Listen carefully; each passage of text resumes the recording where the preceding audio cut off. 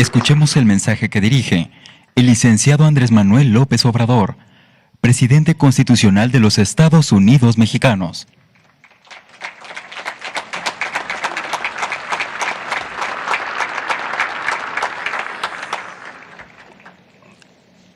Autoridades civiles y militares, invitados especiales de México y del extranjero, amigas y amigos. Como sabemos, las tres grandes transformaciones registradas en la historia patria, la independencia, la reforma y la revolución, lograron avances esenciales, muy importantes. El movimiento de independencia, aunque comenzó con el noble propósito de la defensa de los pobres y de la abolición de la esclavitud, su fruto principal fue la creación de nuestra nación soberana. El movimiento de reforma, aunque tampoco concretó nada en beneficio del pueblo raso, hizo el milagro de separar, antes que en otros países, el poder clerical del poder civil, convirtiendo en realidad la frase bíblica de al César lo que es del César y a Dios lo que es de Dios. Consumó además el movimiento de reforma la hazaña de enfrentar y derrotar al ejército francés, el más poderoso del mundo en esos tiempos, para lograr la segunda independencia de México. Pero la revolución de 1910 es la transformación más popular y profunda que se haya registrado en nuestro país. Tengamos en cuenta que desde la independencia y durante todo el siglo XIX, la estructura de dominación colonial permaneció prácticamente inalterable. Los pobres siguieron siendo en su inmensa mayoría peones acasillados en haciendas rurales o mozos en las ciudades.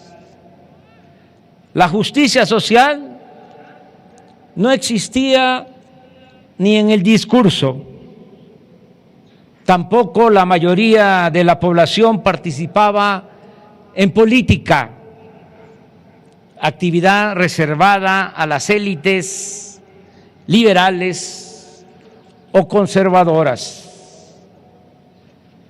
Recuérdese que en más de medio siglo el poder lo detentaron dos hombres fuertes o tiranos: Antonio López de Santana, que fue 11 veces presidente de México, y Porfirio Díaz, quien gobernó, mandó por 34 años.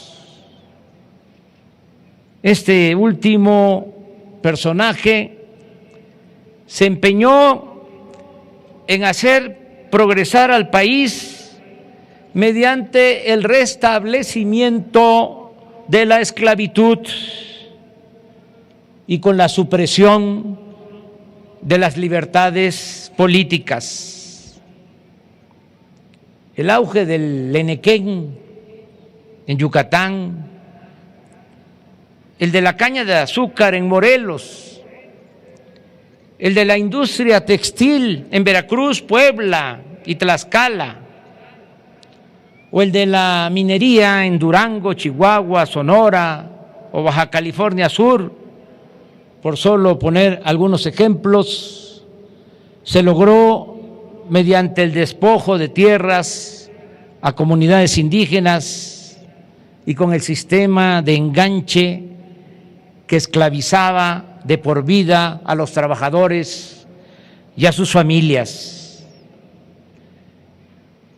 En el Porfiriato, la esclavitud se llegó a ver como un mal necesario. El periódico El Universal, de aquella época predominante en los años 90 del siglo XIX, sostenía sin recato alguno que la esclavitud era una forma de progreso económico, aunque pareciera una blasfemia a la metafísica. Y ponía el ejemplo de Yucatán, donde el progreso del Enequén se debía a la esclavitud de los mayas. Otro ejemplo del desinterés del régimen por el pueblo lo encontramos en 1892, cuando los dirigentes de la Confederación Obrera de las Fábricas del Valle de México envían un escrito a Porfirio Díaz, por demás realista, doloroso, conmovedor, en el que le piden su intervención para que garantice el derecho al trabajo y a mejores condiciones laborales. En su argumentación le expresan: el obrero de México, señor presidente, en vano consagra su vida entera al trabajo. El obrero tiene en el presente una existencia angustiosa para procurar un mezquino alimento a su familia, y en el porvenir solo espera una vejez impotente, amargada por la miseria y afligida por enfermedades. Le dicen: nosotros no conocemos el ahorro, ese aliciente para el futuro que aseguraría el pan y la educación para nuestros hijos y para nosotros, algún descanso cuando se extinguiera nuestra fuerza física o cuando una mutilación tan frecuente nos impidiera trabajar. La respuesta corrió a cargo del entonces secretario de Hacienda, Matías Romero, en la cual se describe con claridad el pensamiento dominante y el carácter clasista de ese régimen. El funcionario sostiene, cito textualmente: no hay texto legal que autorice al gobierno a decretar salarios, ni precios, ni horas de trabajo. Y remata: tampoco el gobierno podría contraer la obligación de suministrar trabajo al obrero. El trabajo está sometido por un ineludible fenómeno natural a la ley de la oferta y la demanda. En realidad, demagogia aparte, el gobierno incumplía su responsabilidad social porque estaba convertido en un simple comité al servicio de una minoría, al servicio de potentados. Ante esta realidad de opresión y falta de libertades, el candidato presidencial opositor al régimen, Francisco I. Madero, da a conocer en octubre de 1910, el Plan de San Luis Potosí, en el que desde Laredo, Texas, convoca al pueblo a tomar las armas para derrocar a la dictadura.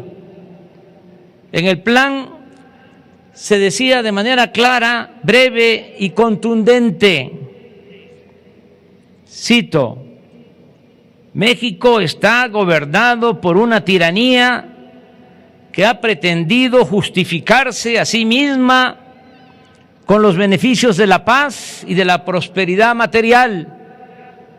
Pero esa paz no descansa en el derecho, sino en la fuerza. Y esa prosperidad solo beneficia a una minoría, no al pueblo ni a la nación.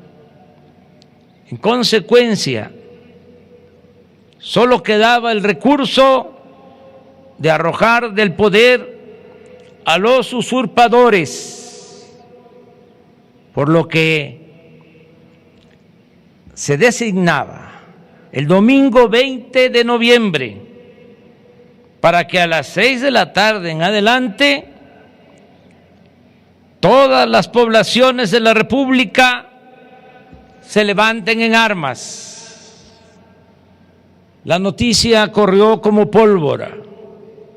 El 14 de febrero de 1911, Madero entra al país por Chihuahua.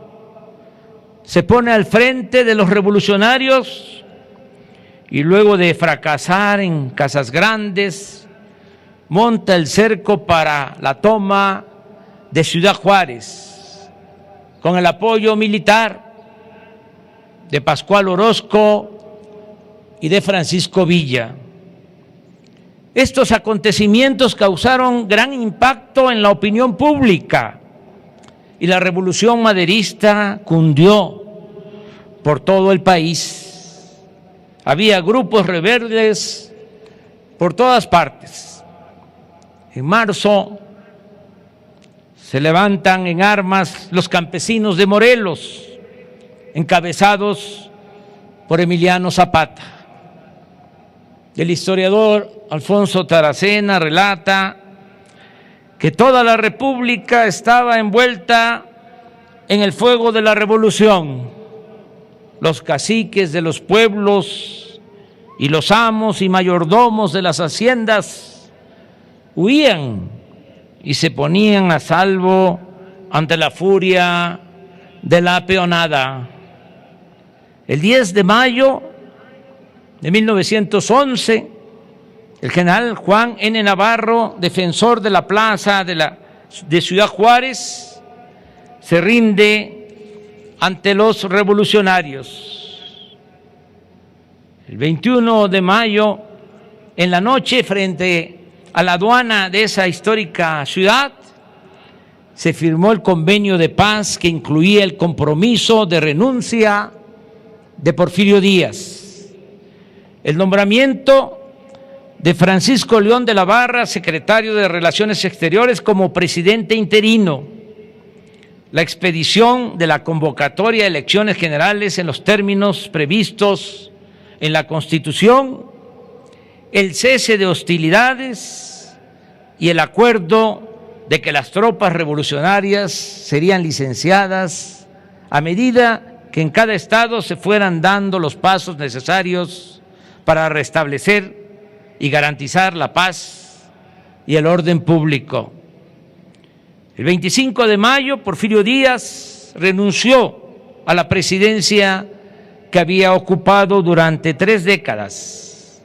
El viejo dictador, ya en calidad de expresidente, salió de la Ciudad de México en la noche rumbo al puerto de Veracruz. La escolta que custodió el tren estaba al mando de Victoriano Huerta y el día 27 embarcó en el vapor Ipiranga rumbo a Europa. Mientras tanto, Madero viajaba de Ciudad Juárez a la capital y en todo el trayecto era aclamado por el pueblo. mas no tanto como el 1 de junio de 1911, cuando hizo su entrada triunfal aquí, en la Ciudad de México, donde lo esperaban alrededor de 100,000 personas. La recepción fue espléndida, muy parecida a la que se le tributó al presidente Juárez el 15 de julio de 1867, una vez consumada la victoria de la República sobre el imperio y del liberalismo sobre la reacción conservadora. Dos memorables momentos de la historia de México. La revolución maderista fue verdaderamente eficaz.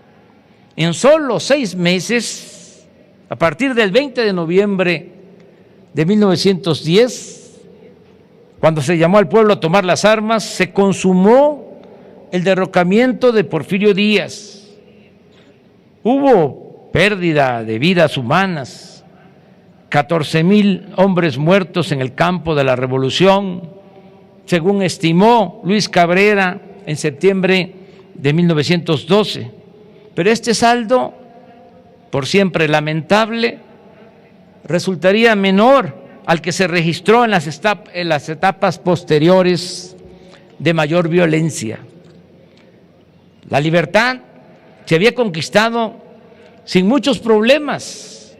Los daños a las actividades productivas fueron mínimos y se respetaron la vida y los intereses de los extranjeros. No hubo fuga de capitales ni se debilitó la hacienda pública. Un mes después de la entrada de Francisco I. Madero a la Ciudad de México, se informa que el corte de caja practicado en la Tesorería General arrojaba una existencia de 63,070,000 pesos. Sin embargo, el trabajo para desmontar al viejo régimen y cumplir con las demandas de democracia y justicia estaba aún por comenzar. Por su proceder limpio y transparente como ser humano y hombre público, Madero ya ha sido juzgado por el Tribunal de la Historia y está colocado en el lugar que le corresponde entre los grandes héroes de México. Desde la campaña electoral, su principal ofrecimiento al pueblo de México fue hacer efectivo el derecho a la libertad, y en eso cumplió con creces. Como dirigente y mandatario, siempre luchó por alcanzar ese ideal que, según sus convicciones, traería aparejada la prosperidad y la paz. Es cierto, cometió errores y no supo entender y enfrentar el problema agrario, pero más allá de sus fallas, se adelantó como nadie a su época.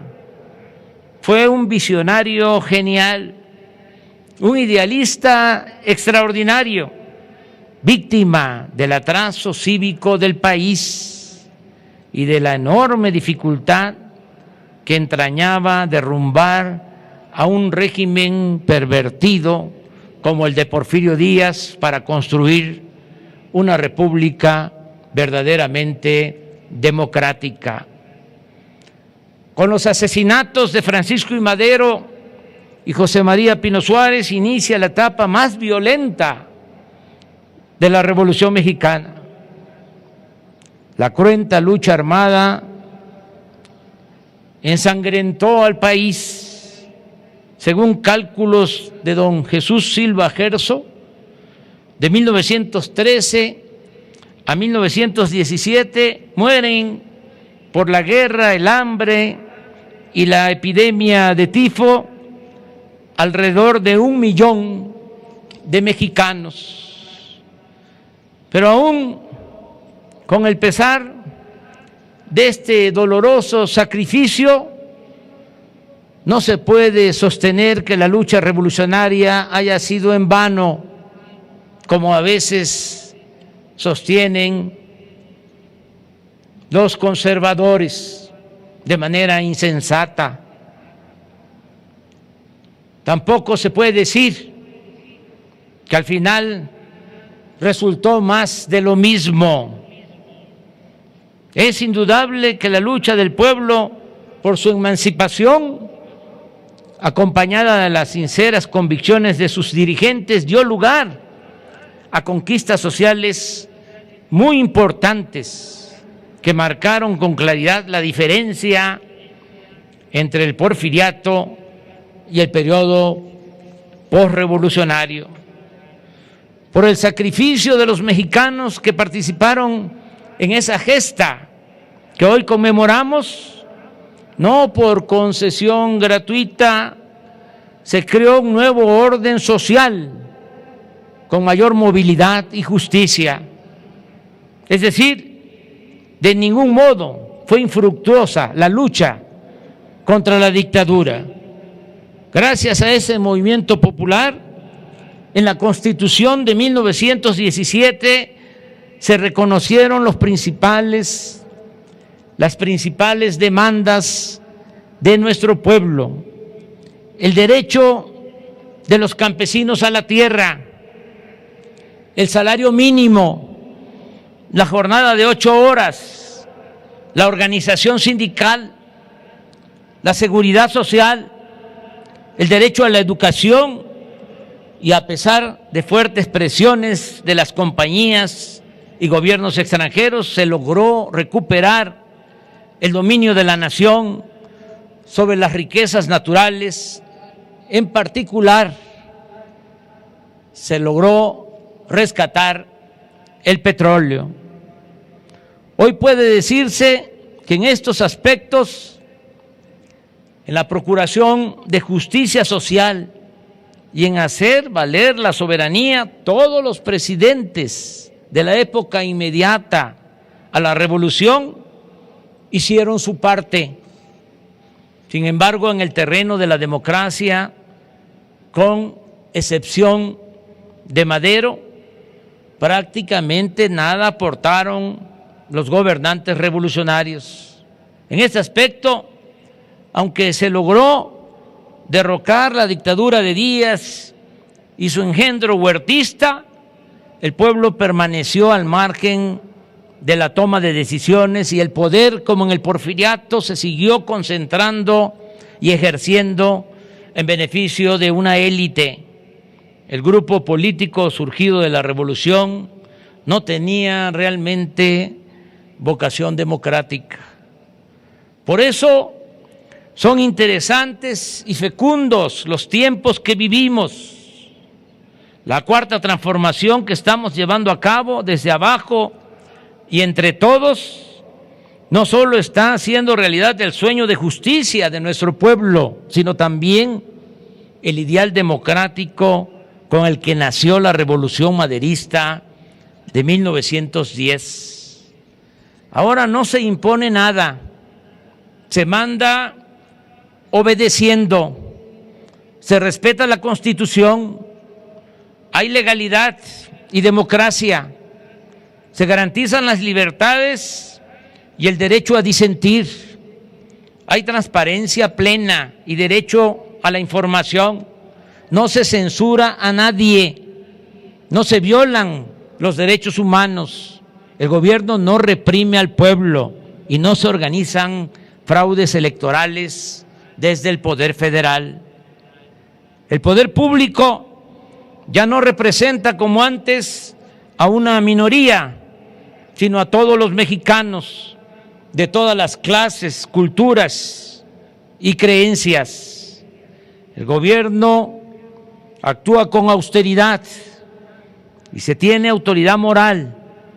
No se tolera la corrupción ni se permite la impunidad. En la práctica no hay fueros ni privilegios. Se protege la naturaleza, se auspicia la igualdad de género, se repudia la discriminación, el racismo y el clasismo, y se fortalecen valores morales, culturales y espirituales, y se cuida y se promueve, como lo estamos haciendo el día de hoy, el patrimonio cultural e histórico de México. La infamia cometida contra Madero nos ha enseñado que para un poder público dispuesto a transformar no hay mejor aliado que el propio pueblo. Nada bueno, digo de manera respetuosa, términos políticos, nada bueno se puede esperar de políticos corruptos, de la prensa que se vende o se alquila, de intelectuales convenencieros y de potentados dominados por la codicia. La clave está en la frase del presidente Juárez: con el pueblo todo, sin el pueblo nada. En nuestro caso, si no estuviéramos respaldados por la mayoría de los mexicanos y en especial por los pobres, los conservadores ya nos habrían derrotado o habríamos tenido que rectificar y someternos a sus caprichos e intereses para convertirnos en floreros o en títeres de los que se habían acostumbrado a robar y a detentar el poder económico y el poder político en nuestro país. México no es de un grupo, de una minoría. México es de todos los mexicanos. Sin el apoyo del pueblo, tampoco habríamos resistido la intensa campaña en nuestra contra, emprendida desde los medios informativos convencionales y las redes sociales, ni habríamos podido hacer frente a una guerra sucia, tan intensa y estridente como la que padeció Francisco I. Madero, apóstol de la democracia. Siempre dijimos, ese fue mi lema de campaña por la jefatura de gobierno de la Ciudad de México en el año 2000, por el bien de todos, primero los pobres. La expresión mencionada implica algo no menos importante: atender a los más pobres es ir a la segura para contar con el apoyo de muchos cuando se busca transformar una realidad de opresión y alcanzar el ideal de vivir en una sociedad mejor, más justa, igualitaria y fraterna. Además, hay algo que también heredamos de la revolución, que en estos tiempos está resultando esencial para la transformación del país. Me refiero a la contribución comprometida de las Fuerzas Armadas. A diferencia de otros ejércitos, el nuestro surgió, no lo olvidemos, surgió para oponerse al golpe de Estado que culminó en el asesinato del presidente Madero y del vicepresidente José María Pino Suárez. Surgió el ejército actual para defender la legalidad y la democracia. No olvidemos que el actual ejército nació al día siguiente de que fue aprehendido el presidente Madero aquí en Palacio Nacional. Lo aprendieron un 18 de febrero de 1913 y al día siguiente, 19 de febrero de 1913, nació nuestro ejército. Desde entonces, y por esa razón, por ese origen, los integrantes de las Fuerzas Armadas son leales a la Constitución y a las instituciones. No han pertenecido ni van a pertenecer, estoy seguro, a la oligarquía. Vienen de abajo y tienen como origen e identidad, el México profundo. El soldado es pueblo uniformado y por eso nunca traicionará a su gente, nunca traicionará a la libertad, la justicia, la democracia. Nunca traicionará el soldado mexicano a la patria. ¡Viva la Revolución Mexicana! ¡Vivan los hermanos Flores Magón! ¡Viva Emiliano Zapata! ¡Viva Francisco Villa! ¡Viva el general Felipe Ángeles! ¡Viva Francisco I. Madero! ¡Viva Venustiano Carranza! ¡Viva Francisco J. Mújica! ¡Viva el general Lázaro Cárdenas del Río! ¡Viva México! ¡Viva México! ¡Viva México!